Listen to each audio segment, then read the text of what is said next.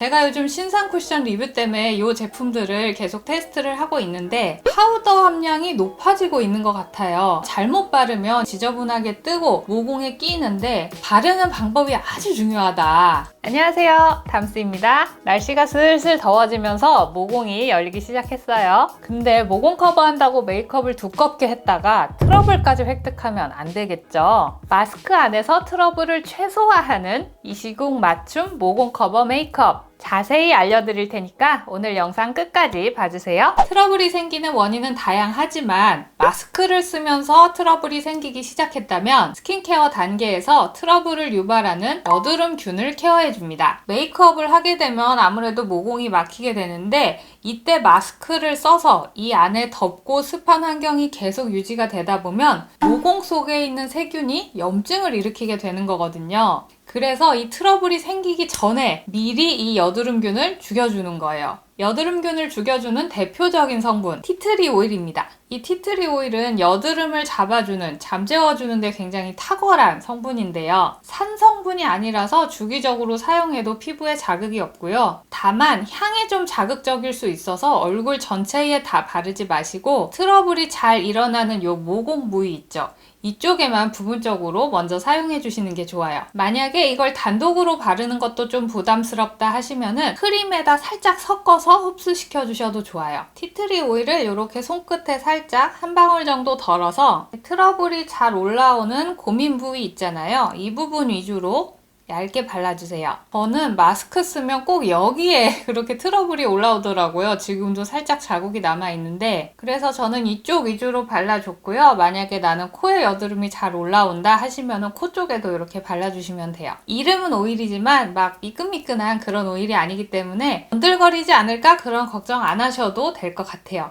마스크 쓰면서 트러블이 나지 않는 가장 이상적인 방법은 논코메도제닉 테스트를 거친 선크림이나 톤업 선크림 이런 걸 한번 바르고 가볍게 마무리해주는 게 가장 좋겠지만 그래도 쿠션과 파운데이션을 포기 못하는 분들도 계시고 또 우리가 메이크업이 필요한 경우도 있잖아요. 요즘 나오는 쿠션들은 아무래도 마스크 묻어남이 좀 중요한 이슈다 보니 파우더 함량이 높아지고 있는 것 같아요. 그래서 잘못 바르면 이 메이크업이 되게 지저분하게 뜨고 모공에 끼이는데 제가 알려드릴 이 방법을 사용하면은 훨씬 지저분하게 끼이지 않고 깨끗하게 메이크업을 유지하실 수가 있어요. 모공 큰 사람들이 이 모공을 메꿀 때 하는 방법이 있어요. 일단 퍼프로 톡톡톡톡 두드려 놓은 다음에 이 모공 부분을 지그시 눌러가면서 메꿔주는 거예요. 실제로 이렇게 했을 때 모공이 좀 채워지면서 피부가 더 매끈해 보이긴 해요. 제가 알려드릴 방법은 모공의 쿠션을 이겨 넣는 게 아니라 먼저 늘어진 내 모공을 당겨서 피부를 다 쫙 펴놔요. 이 상태에서 퍼프를 낀 손가락 끝의 힘을 이용해서 모공 부분을 얇게 펴발라주는 거예요.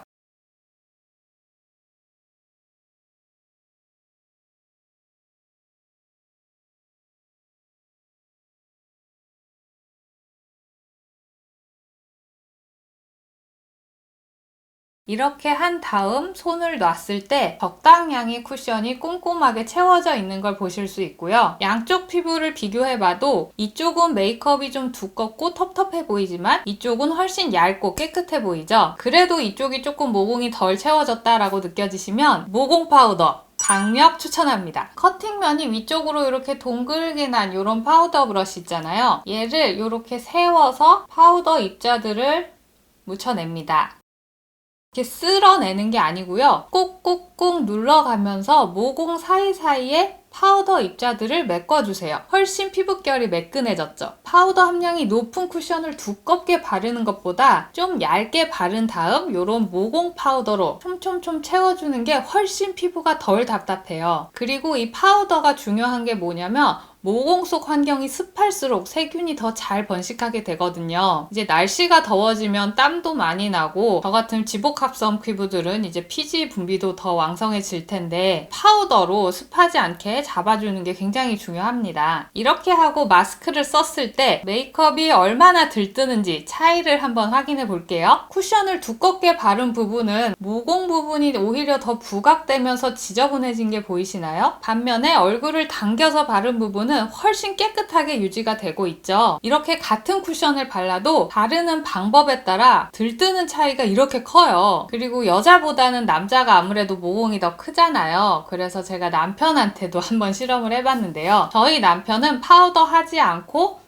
쿠션 바르는 방법만 달리해서 마스크 테스트를 해봤어요. 저희 남편은 모공도 크고 얼굴에 열도 많은 편인데, 자, 어떻게 됐는지 볼까요? 쿠션을 눌러 바른 쪽 각질이 다 떴고요. 확실히 지저분해요. 그쵸? 얼굴을 당겨 바른 쪽은 반대쪽에 비해 훨씬 깨끗하게 유지가 되고 있습니다. 여러분 이제 아셨죠? 우리가 마스크를 쓸 때는 너무 모공을 꼼꼼하게 채우려고 하기보다는 모공이 숨도 쉬면서 지저분하게 무너지지 않고 더럽게 뭉치지 않을 정도로 이 정도로 메이크업을 해주시면 가장 이상적이지 않을까 싶습니다. 이렇게 모공 커버하는 방법을 자세히 보여드렸는데요. 모공을 커버하는 것보다 더 중요한 건 더 이상 모공이 늘어지지 않도록 탄력 케어가 병행돼야 돼요. 꼭 나이를 먹어서 모공이 늘어지는 게 아니에요. 요즘엔 밤새 넷플릭스 보고 침대 속에서 핸드폰 보는 게 모든 사람의 일상이 됐잖아요. 수면 부족, 블루라이트, 거북목 자세, 음주. 이런 생활 습관 때문에 20대부터 모공이 세로 모양으로 늘어지기 시작합니다. 여러분 젊다고 모공 방심하시면 안 돼요. 저는 원래 모공은 레이저밖에 답이 없다라고 말하고 다녔던 사람인데 유일하게 효과를 봤던 성분이 있습니다. 우리 쓰담님들은 이제 다 아시죠? 바로 레티놀. 저도 모공 주름 때문에 안티에이징 관리 꾸준히 하고 있는데 정말 레티놀만한 게 없어요. 근데 레티놀 자체가 약간 자극감이 있는 성분이다 보니까 처음 레티놀을 시도했던 분들이나 한번 시도했다가 실패했던 분들이 다시 레티놀을 사용하는 걸 좀 어려워하시더라고요. 그런 분들을 위한 제품 여기 있습니다. 라네즈 퍼펙트 리뉴 유스 레티놀 프로. 라네즈에서 레티놀 제품이 나왔는데 제가 레티놀 매니아로서 안 써볼 수가 없잖아요. 제가 이걸 2주 넘게 계속 사용하고 있는데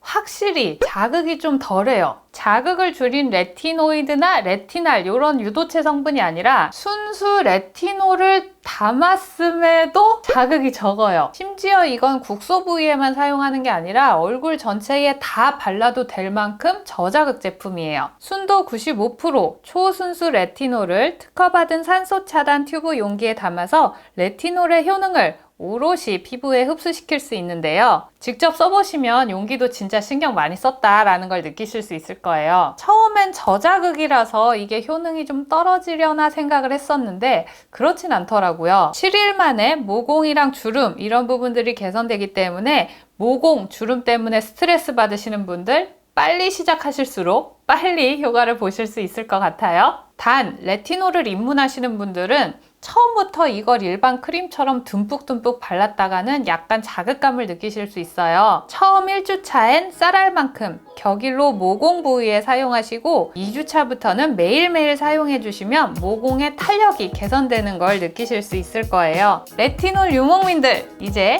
라네즈 레티놀로 정착하세요.